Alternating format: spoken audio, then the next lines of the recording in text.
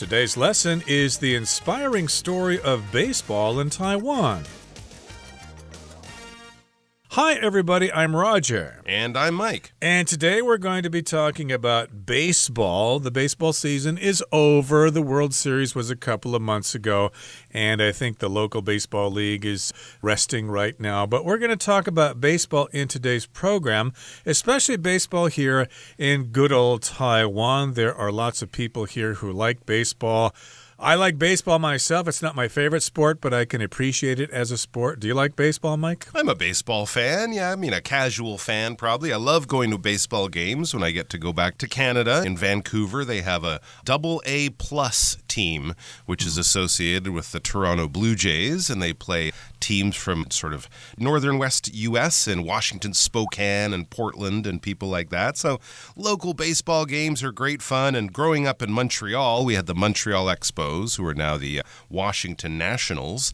So I always went to baseball games as kids. So yeah, I love a good baseball game on TV. It can be very relaxing. I try to keep an eye on the playoffs. And of course, in Taiwan, the island goes crazy during those big baseball tournaments. We had the World Baseball Classic. And of course, in the Olympics also, when they have baseball, when that features, which has sort of been an on-off baseball Olympic relationship, Taiwan usually does quite well. So we're going to be learning a lot about baseball and Taiwan's love of this sport, which is, I believe, the national sport as well. So let's get into our article by reading the first paragraph. The inspiring story of baseball in Taiwan. With roots tracing back to the Japanese colonial period from 1895 to 1945, baseball has long held a special place in Taiwan's heart. One of the early events that helped fuel Taiwan's passion for the sport came in 1968, when the Red Leaves Little League team from Taidong beat a visiting Japanese powerhouse. The win captured lots of attention and sparked excitement all over the island. 大家好，第一部分介绍形容词 colonial， 表示殖民地的或是殖民主义的。例如 Professor Hull's book focuses on the colonial influence of France in Southeast Asia.Hull 教授的书着重于法国在东南亚的殖民影响，或者 The colonial period left lasting impacts on the cultures of nations around the world. 殖民时期对世界各国的文化产生了持久的影响。继续看到名词 league， 意思是体育项目的联盟或是联赛。例如 The basketball league hosts games every weekend during the summer. 篮球联盟在夏季每个周末都会举办比赛。再看一个句子Josh is the top scorer in his city's amateur basketball league. Josh 是该市业余篮球联盟的得分王。接下来介绍名词 powerhouse， 指强队、强手或是强国。例如 Brazil has always been a football powerhouse in international competitions. 巴西一直是国际比赛中的足球强队。或者 The company became a global powerhouse in the tech industry within a decade.这家公司在10年内成为科技产业的全球强手。下一个看到动词 spark， 意思是引发或是引起。例如 The announcement sparked excitement among investors. 这项公告在投资人之间引发兴奋情绪。或者 David's joke sparked laughter among the group. David 的笑话在那群人中引发了笑声。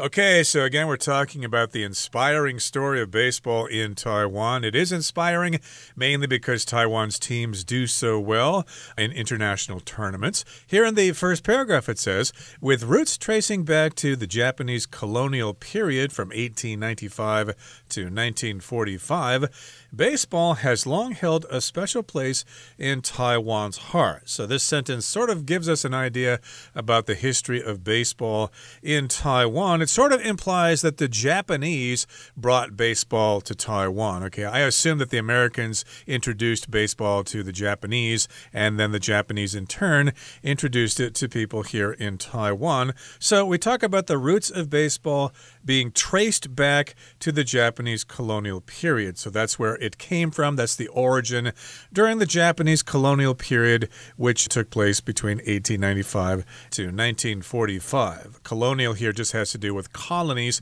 Taiwan was a colony of Japan for 50 years. And if something has held a special place in the country's heart, in your heart, it just means it's beloved, it's much loved, and it's very important to you for all sorts of different reasons. It says one of the early events that helped fuel Taiwan's passion for the sport came in 1968 when the Red Leaves Little League team from Taidong beat a visiting Japanese powerhouse.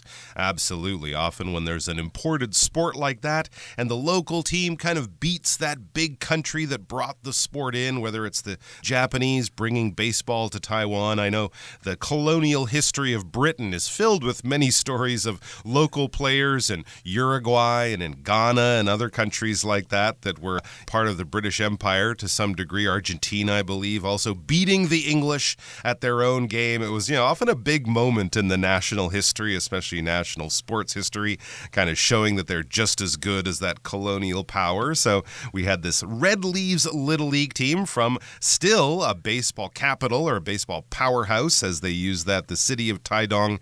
And when we say it's a powerhouse, we wouldn't actually use that for like a power station where they actually generate electricity. When we say something is a powerhouse, that means it's just very good at it. It's very powerful, it's very capable, it's very skilled in some kind of way. And a league, well, when we organize sports, we often organize them into leagues. If you follow baseball, there's the American League, the National League, and then they have the Eastern, the Western, things like that. So it's an easy way to take baseball competition that might have 8, 12, 16 teams and break it up into smaller sections. And of course, the whole competition could also be a league, Major League Baseball, MLB. It's right there in the title. So leagues are just different groupings of teams into a sporting organization.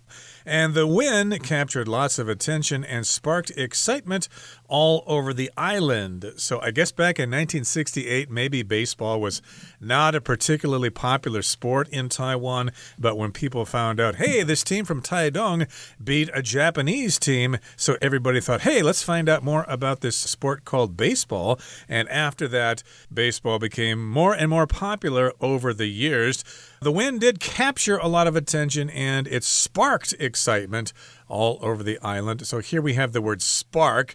Spark can be both a verb and a noun. A spark is like a little piece of fire that's maybe flying through the air. You have spark plugs in your scooter, for example, or in your car. They help power the engine. But here spark is being used as a verb. That just means it sort of starts something. It triggers something rather quickly and suddenly. Okay, we're at the end of the first part of our lesson for today. Here comes the second part. Baseball grew even more popular in 1969 when Taichung's Golden Dragon team won the Little League World Series, LLWS. It was a feat which proved that Taiwan could compete on the global stage. Taiwanese teams dominated the LLWS for many years thereafter, earning Taiwan a reputation as a baseball heavyweight.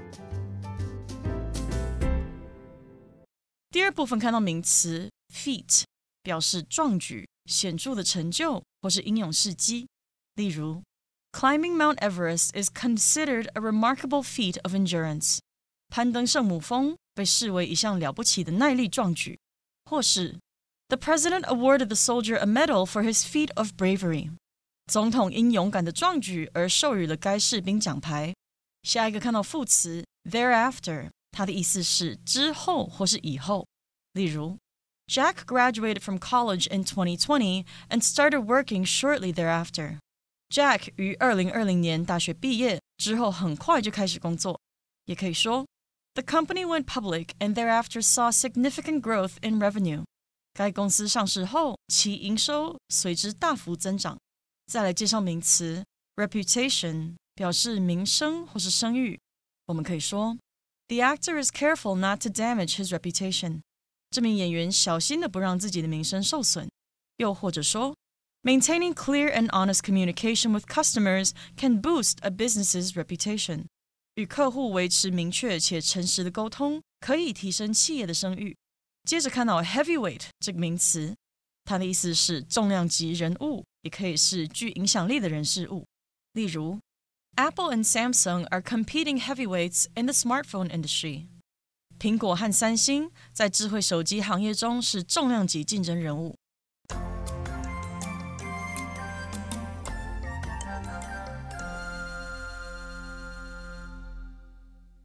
All right, we are back. So let's continue our look into the history of baseball in Taiwan. So that success that we just read about with the Red Leaves Little League team beating a stronger Japanese team back in 1968 was soon followed by another success. It says baseball grew even more popular in 1969 when Taichung's Golden Dragon team won the Little League World Series. And there we have the abbreviation LLWS, which is an abbreviation you may have seen in the news in the past few months because, of course, Taiwan recently won the Little League World Series again for the first time in a few years, but they have been very, very good at baseball at this level. Little League is usually for younger players, but still showing a lot of talent, and winning Little League World Series meant that this Golden Dragon team from Taichung was clearly competing against American teams and teams from other parts of the world, but especially American teams, so to win that a year later was another great success. It was a feat, as it says, which proved that Taiwan could compete on the global stage. Absolutely. Taking on the best Little League teams in the world and winning out against them all is truly an admirable feat. And a feat is an accomplishment, something that you do. It could be a trick. Watch this amazing feat of skill, your friend says, as they juggle 5 balls at the same time. Or it could just be something that you've done that was really challenging, that wasn't guaranteed.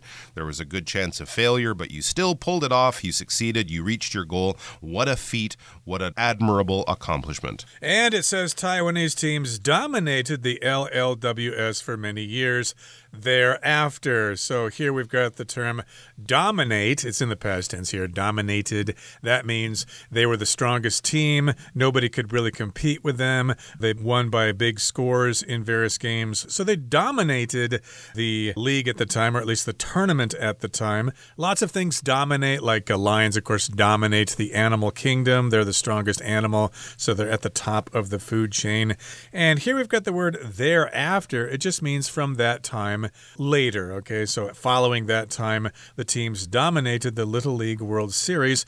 And it goes on here to say that earned Taiwan a reputation as a baseball heavyweight. Okay, so here it earned Taiwan, or it gave Taiwan this reputation as a baseball heavyweight. A reputation, of course, is how people feel about you or how they judge you. So when people talk about baseball in Taiwan, usually people have great respect for Taiwan and its teams. Maybe in the past they did not think teams are Taiwan, anybody can beat them, but now they have respect for them. They have a great reputation all over the world, and they're recognized as a baseball heavyweight. A heavyweight, isn't that something that's heavy? It's kind of heavy. It's also the highest class of boxing professionals. So the heavyweight category are usually the biggest, strongest boxers, so we would use it in that way. But here we're kind of using it in the way we used powerhouse earlier on, right? If the country is a powerhouse, it's a heavyweight. It's very, very good at this, and it's usually the one that wins in tournaments and such. So the heavyweight is the biggest, strongest boxer who will beat all challengers. And if your country is a heavyweight in chip production, it's very, very important, and there are few rivals on that level. All right, let's look at our third and final paragraph, and then we'll come back to chat about it. Baseball in Taiwan took another big step in 1990 with the start of the Chinese Professional Baseball League, CPBL. This let local players shine and gave fans new heroes to cheer for. Soon after, Taiwan showed its strength again by winning a silver medal at the 1992 Barcelona Olympics. However, the CPBL struggled in the 1990s and 2000s due to multiple game-fixing scandals, which led to a sharp fall in attendance. Okay, here's the third and final paragraph. We're back to chat about it. And the first sentence says, baseball in Taiwan took another big step in 1990 with the start of the Chinese Professional Baseball League, or CPBL for short. Okay, so again, this league began in 1990, and indeed, people became more interested in baseball because it took a big step. They could actually go see professional games instead of going to high school games, which which are probably pretty exciting in and of themselves, but professional baseball is a whole other level. Absolutely. Also, you get that big, sweet TV money. If you have a big professional baseball league, you get advertising, and that can allow the players to get better salaries, and it just kind of becomes much healthier for the sport in the country. As it says, this let local players shine and gave fans new heroes to cheer for. And yeah, through the power of television, of course, these fans were not just from the communities around where the teams are based or around the stadiums in the big cities. Now, everyone in the country could watch it on TV, and of course, pretty soon the internet allowed people from around the world to watch Taiwanese baseball. And then it says soon after the establishment of the CPBL, Taiwan showed its strength again by winning a silver medal at the 1992 Barcelona Olympics. Wow, that's very, very impressive. A silver medal playing against some of the best baseball teams in the world, or at least the teams with the players that they can find. Baseball has always had this sort of in-out relationship with the Olympics. I think the big problem, of course, is that the Olympics are during the summertime, when, of course, many baseball players are busy at work playing in MLB in America and other places like that, and the owners don't want to sort of pause the league for a few months to let their athletes go off to the Olympics and possibly get injured as well. But still, in 1992, they had the Olympics there. Taiwan won a silver medal. Very, very impressive. However, not everything was good and healthy. It says the CPBL struggled in the 1990s and 2000s due to multiple game-fixing scandals, which led to a sharp fall in attendance. Yes, I do remember these headlines. There were many of them. There were multiple being more than one. It doesn't really matter how many. It could have been 2 or 3. When we say multiple, we probably don't mean dozens or hundreds or thousands, but we mean more than one, a small number, but still a substantial number. So there were a number of these game-fixing scandals, and a scandal is a shocking story that involves often bad behavior, misbehavior, breaking of laws, people doing things that are just not respectable or not understood by common society, and they get embarrassed, and we're all shocked, and of course we love reading about these stories in the newspapers.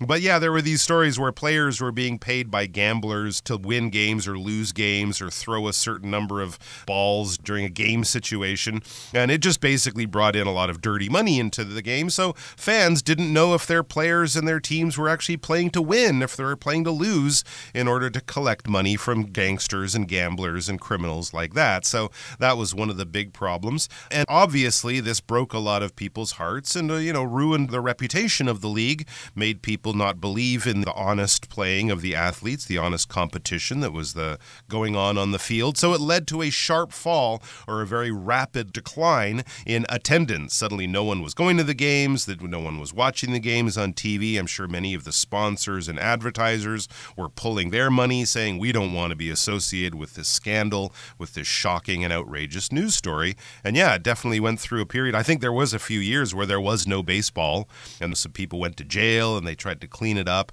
And I think since then, as far as we know, things have been much better and the games have been much cleaner. Indeed, I think attendance is up nowadays, and I believe that people here in Taiwan kind of learned the tradition of baseball games from the Japanese, because they have a great time at the games. They make a lot of noise. You've got cheerleaders, you got music, you got drums and things like that.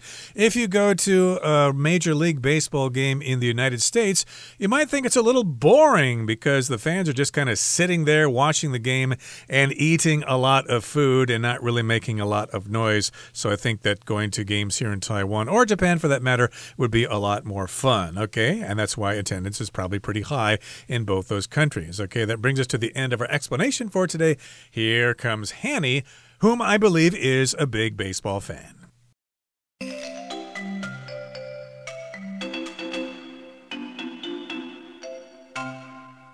各位同学大家好，我是 Hanny。 我们来看今天的文法重点。课文一开始提到，棒球在台湾长久以来占有特殊的地位，其根源可追溯至1895年至1945年的日治时期。文中他用到 with roots tracing back to 来说明它的根源可以追溯至……那么 root 它原本是植物的根，这边用它的复数形 roots 引申表达根源、根由或是有基础的意思。那有一个常见用法，我们可以用 have roots in 或者是 have once roots in 来表达发源自或是根源于点点点。例如 The festival has deep roots in ancient Hindu traditions. 那个节庆有着深厚的古印度教传统根源。好，那这边句子里 roots 的前面加上了形容词 deep， 是表达说有深厚的根源。我们也顺便补充几个可以表达起源根源的用法。第一个stem from， 这个 stem 它原本是植物的茎柄或是梗，那它当不及物动词是表达起源于，所以我们可以用 stem from something 去表达由什么造成啊，源自于什么。那么第二个 originate 它是当不及物动词，就有发源起源的意思，常常搭配 from 或是 in 再加名词去表达发源自什么，起源于什么。再来看到 derive from something 或者是 be derived from something 也可以表达源自于点点点。那么 derive 这个动词它是指来自起源于或是从什么当中获得。例如 Many English words are derived from Latin 许多英文单词源自于拉丁文。好，另外一个要介绍的重点是动词 trace 它可以表达追溯的意思，它可以当及物或是不及物用。当及物用的话 trace something back to 点点点可以表达某事物可回溯到，可追溯至点点点，后面可以接时间啊、来源或是原因等等。那 trace 也常常用被动语态表示，我们就可以用 something be traced back to 点点点来表达某事物可以追溯至什么什么。举例来说 The tradition can be traced back to the Middle Ages 这个传统可追溯至中世纪。好，那至于 trace 当不及物的时候呢 trace back to 意思就跟 date back to 一样，可以表达始于什么，追溯至点点点。像我们刚刚的例句也可以改写成 The tradition traces back to the Middle Ages。 好，我们顺便补充一下 date back 或是 go back 的用法。date back 或是 go back 都可以表达追溯到、回溯到。那我们可以用 date back 或是 go back 来加一段时间，像 date back 200 years 或者是 go back 200 years 就可以表达追溯到200年前，始于200年前。另一个用法是 date back to 或是 go back to 加上过去的某个时期、年代或事件，像可以说 date back to the 14th century 追溯到14世纪， go back to the French Revolution 追溯到法国大革命。好，那么以上就是今天重点整理，我们回顾这些单字吧。 Colonial. Algeria was under French colonial rule for more than a century. League. Joining the local soccer league helped Vincent develop his skills and gain valuable experience. Spark. Doug's speech to the class sparked a heated debate among the students. Reputation. In some cases, a single mistake can cause lasting damage to a person's reputation. Multiple. Although Norma is quite sick, the doctor said that there are multiple treatments that could be effective. Scandal. A political scandal involving the president shocked the entire nation. Attendance. Attendance at the conference increased significantly this year compared to last year.